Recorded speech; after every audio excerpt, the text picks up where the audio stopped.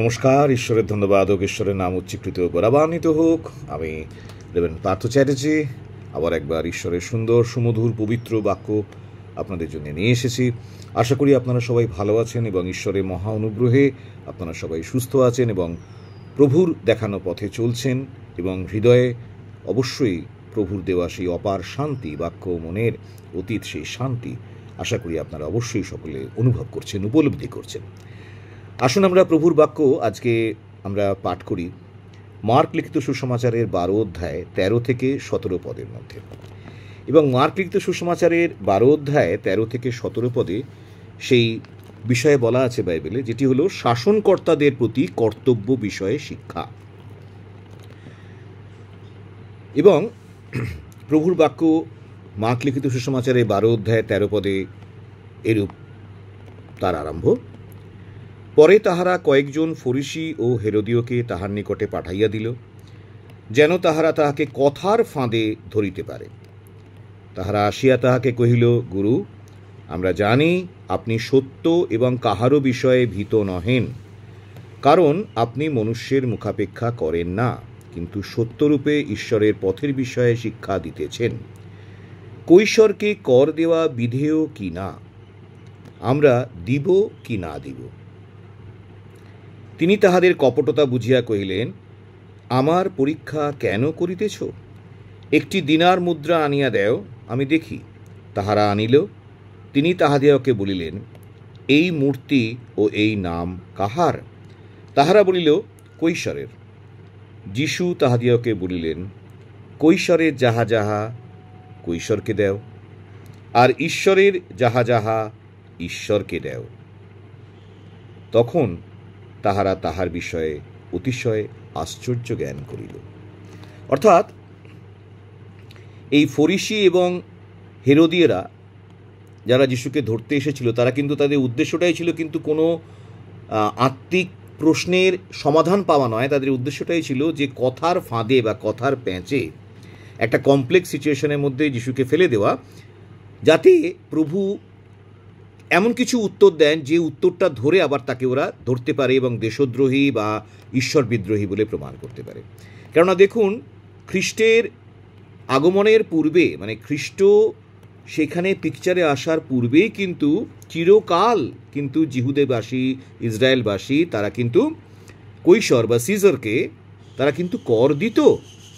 কর দেওয়াটা প্রায় প্রত্যেক দেশেই প্রচলিত আছে এবং আপনি কোন ধর্মে বিশ্বাস করেন বা কিরূপ ধরনের মানুষ আপনি বা কোন জাতির বর্ণের মানুষ, সেটা কিন্তু একদম বিচার্য নয়। আমি হিন্দু হই, মুসলিম হই, খ্রিশ্চান হই, শিখ হই, যাই হই না কেন, আমায় কিন্তু রাষ্ট্রীয় যে কর, সে রাষ্ট্রীয় করটা দিতেই হবে এবং এর কোনো এক্সেমশন নেই। কিন্তু সেই অতি সাধারণ সত্য কথাটাকেও ঘুরিয়ে নিয়ে সেই খ্রিস্টকে তারা জিজ্ঞেস করেছিল যে কৈশোরকে কর দেওয়া আমাদের পক্ষে বিধেয় কিনা, আমরা দেব কি দেব না। কারণ যদি যে মুহূর্তে খ্রিস্ট বলতেন না দিও না, তাহলে তাকে রাষ্ট্রদ্রোহী বলে ঘোষণা করা যেত, আর যে মুহূর্তে তিনি বলতেন না দেও, তাহলে তাকে বলা যেত কি না ঈশ্বর বিপক্ষ।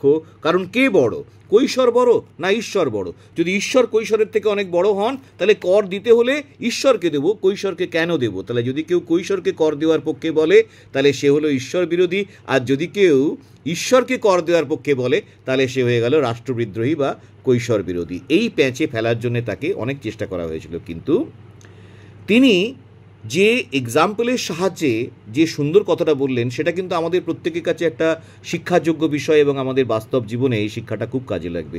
তিনি দেখালেন যে রাষ্ট্রের চিহ্ন, রাষ্ট্রীয় চিহ্ন কোথায় রয়েছে না দিনারিয়াস, দিনার মুদ্রার এক সাইডে, যেটাকে আজও আমরা দেখতে পাই, আমরা বলি হেডস অ্যান্ড টেল, অর্থাৎ হেডসে আমাদের ভারতবর্ষের টাকায় রাষ্ট্রীয় চিহ্ন থাকে, সে অশোক স্তম্ভের চিহ্ন থাকে। ঠিক তেমনি সেই সময়ে রোমান সাম্রাজ্যের রাষ্ট্রীয় টাকাতে সিজারের মাথার চিহ্ন থাকতো। তাই তিনি দেখিয়ে বললেন যে who is this, if this is Caesar then this denarius, এই দিনার বিলংস টু সিজার, তিনি রাষ্ট্রীয় সম্পত্তির মালিক। তাহলে যদি তাই হয়, তাহলে যিশু বললেন তখন যে হোয়াট বিলংস টু সিজার, যাহা কৈশোরের তাহা কৈশোরকে দেওয়া, যা ঈশ্বরের তা ঈশ্বরকে দেওয়া। অর্থাৎ ঈশ্বর আর কৈশোরের প্ল্যাটফর্মকে কখনো মেলানো যাবে না। রাষ্ট্রীয় নেতা আর যিনি স্বর্গের পিতা, যিনি সমস্ত পৃথিবীর মালিক, যিনি সর্বোচ্চ নেতা, সর্বোচ্চ পিতা, তার কথা কোনোদিন মেলানো যাবে না। দুটো প্ল্যাটফর্ম আলাদা, কিন্তু দুটো প্ল্যাটফর্মকে দুটো জায়গায় রেখে চলতে হবে। যেটা রাষ্ট্রীয়, যে আইনকানুন আমাকে মানতেই হবে, যে আইনকানুন অনুসারে আমাকে ভোট দিতে হবে, যে আইনকানুন অনুসারে আমাকে একজন ল অ্যাবাইডিং সিটিজেন হিসেবে খ্রিশ্চান হইয়া যাই হই আমাকে মানতে হবে, সেটা যদি আজকে আমাদের কোনো রাষ্ট্রীয় সনদপঞ্জি তৈরি হয় বা নাম লিখিতভুক্ত করতে হয়, বা আমাদের যদি আধার কার্ড করতে হয় বা অন্য কোনো রাষ্ট্রীয় কার্ড করাতে হয়, সেটা আমাদেরকে করতে হবে। কারণ সেটা হচ্ছে রাষ্ট্রের প্রতি আমাদের যে ওবিডিয়েন্স, তার লক্ষণ। পৃথিবীতে থাকলে, যে কোনো ভারতবর্ষ হোক বা অন্য যে কোনো দেশে হোক, থাকলেই সেখানে আমাদেরকে কিন্তু অবশ্যই আমাদেরকে সেই রাষ্ট্রের নিয়ম অনুসারে চলতে হবে। আবার আমাদেরকে এটাও সবসময় মনে রাখতে হবে যে রাষ্ট্রের জায়গায় আছে, কিন্তু রাষ্ট্রের বহু